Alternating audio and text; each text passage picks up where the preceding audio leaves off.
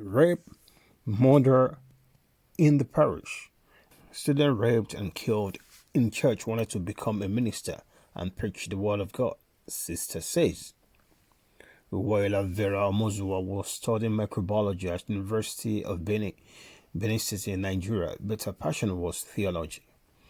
Even after she gained admission to the University of Benin last year, the 22-year-old didn't stop taking theological classes at a local parish of Redeemed Christian Church of God in Edo State. Her older sister Judith Umozua said. But Vera Mozua's life was cut short in a brutal attack. The student was found dead, lying half naked in a pool of blood at the church where she had been a member of the choir for many years, according to a church official. Despite the best effort of doctors to save her life, Omozua, whom her family describes as kind and intelligent, died days after the attack.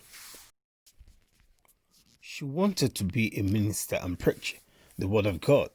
The church was our favorite place to be, Judy, 24-year-old, said by phone. That she was murdered where she always found peace is just devastating. Omozua usually went to the church on Wednesday to study to avoid distractions from her siblings at home, her sister said. The student went more regularly in recent months, as university was one of the dozen shuttered by authority as part of measures to halt the coronavirus pandemic in Nigeria.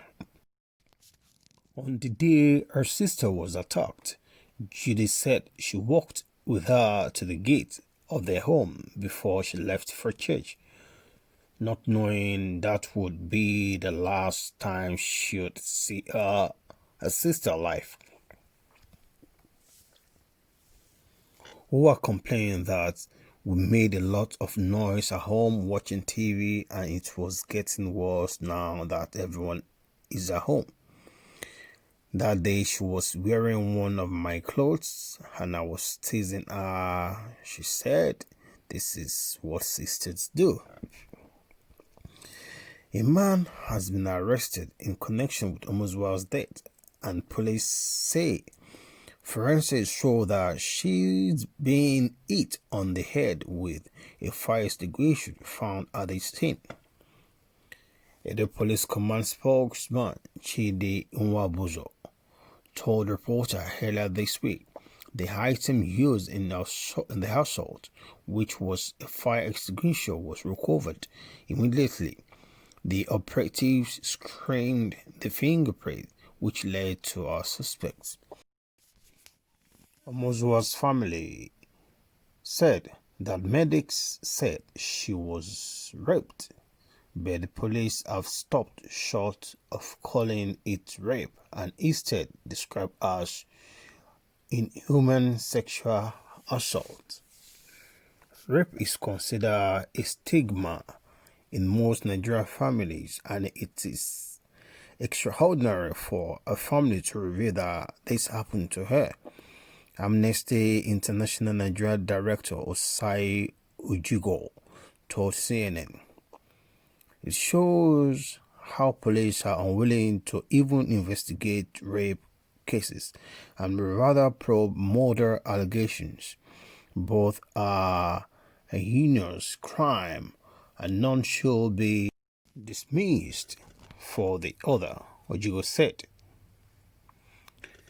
For the first time in recent years, Nigeria police said it's planned to strengthen its response to gender-based violence, adding that it had deployed special detectives across the country to work on gender violence cases. This is to strengthen and enhance the capacity of the unit to respond to increasing challenges of sexual assault and domestic gender-based violence linked with the outbreak of the COVID-19 pandemic and other social ill within the country. The statement announcing the change said.